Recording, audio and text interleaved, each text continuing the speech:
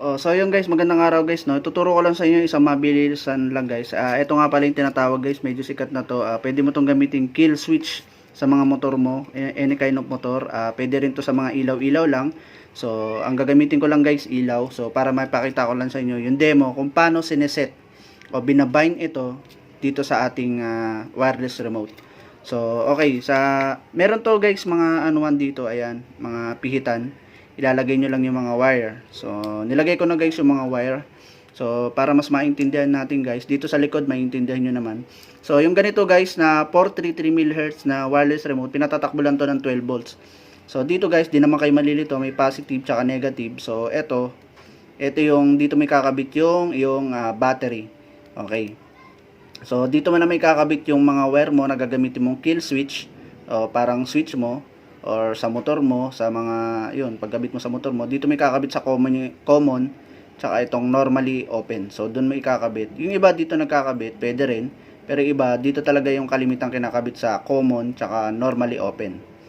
So, yun guys, so, tuturo ko sa inyo paano paggamit nito, pagbabind. So, naikabit ko na yung 12 volts ko guys, dito.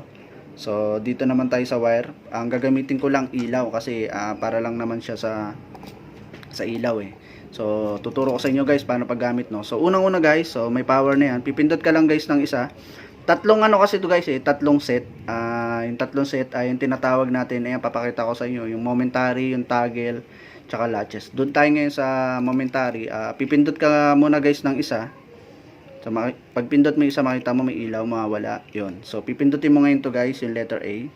Isang beses. So, okay na yun. So, naka-record na yun guys. So, ano ba ang purpose nun? Ang purpose nun guys, ito. Kita mo, may ilaw guys. Yung ilaw doon sa kabila. So, pag binitawan ko, nawawala. So, yun ang momentary. So, pag on mo, wala. On, wala. Yan. So, pwede mong gamitin sa starter ng motor. Kung gusto mong wireless starter yung motor mo. So, ayan yun. Okay. So, ito naman yung susunod. Yung dalawang pindot. Yung tinatawag na toggle. Pipindot kang dalawa. Mabilis lang din. 1, 2.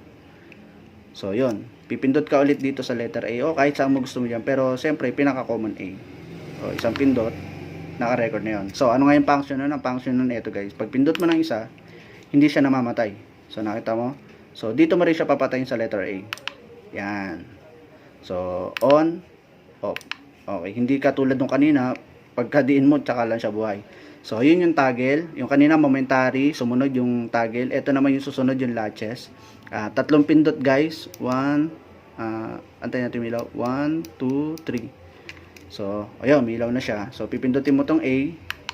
Pipindutin mo tong B. So, ano ibig sabihin nung guys? Ito na ang pinaka-ibig sabihin nun. So, pag pindot mo sa A, iilaw siya. Pero hindi siya dito mamamatay. Dito mo siya papatayin sa B. So, dito siya sa A. Dito sa B. So, yun.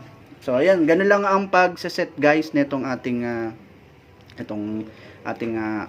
wireless remote guys. So, I hope makatulong na mabilisan yung guys. Panoorin nyo guys yung isa ko pang i-upload kung ito ba guys ay safe.